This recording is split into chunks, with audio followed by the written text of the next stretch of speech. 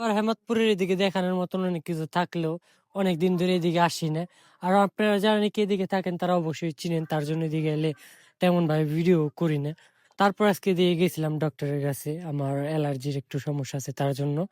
তো ভাবলাম একটু ভিডিও করে রাখি, যদি কোন সময় স্টোরিতে দেওয়া যায়। তো ভাবলাম না, লং ভিডিওই করি। তো এরকম ভাবে ভিডিও করছিলাম কত 1 মিনিটের মতন কাইটা সেটা অল্প কিছু সময় আসছিল। তো সাভারে নামের ওই দিকে গেছিলাম, থানা স্ট্যান্ড ওই দিকে। আপনারা যারা এদিক করে আছেন অবশ্যই চিনবেন। আর যেহেতু সাভার এলাকা অনেক পপুলার, তো আপনাদের চেনার কথাই। তো বেশি ভিডিও করতে পারিনি, যেটুকু ভিডিও করছি এইটুকুই, মানে এইটুকুই। আর পরবর্তী ভিডিও আমি নিজেই ভয়েস করে বলে দিছি। তো সারাদিনে আমি আর কোনো ভিডিও করতে পারি নাই।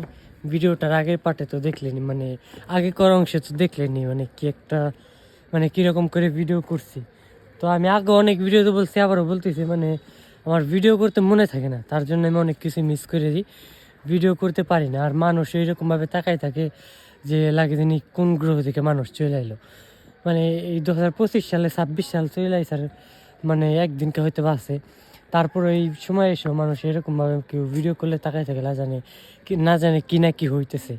তো ওইরকমভাবে ভিডিও করতে পারিনি। তো যেহেতু 3 মিনিটের ভিডিও ছাড়া লাগবো, আর যেহেতু নিজের কাছে নিজে প্রতিশ্রুতি করছি যে প্রত্যেক দিনকে একটা করে ভিডিও ছাড়ুম, তার জন্য আর কি ভিডিওটা কমপ্লিট করতেছি।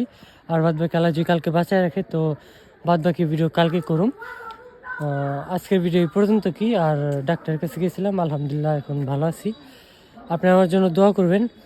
আর হইল গিয়ে ভিডিওটা জানি কেউ দেখবেন না এই পর্যন্ত, তারপরে যদি ভালো লাগে একটা লাইক একটা কমেন্ট করে জানেন ভিডিওটা কেমন লাগলো।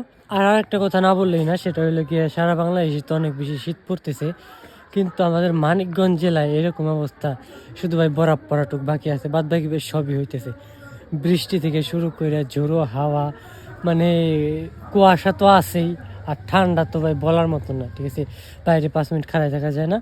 মানে প্রচুর পরিমাণে ঠান্ডা পড়তেছে। আপনাদের বাংলাদেশে কে কোথা থেকে ভিডিওটা দেখতেছেন, আর আপনাদের ওখানে কেমন শীত পড়তেছে অবশ্যই কমেন্ট করে জানাইন।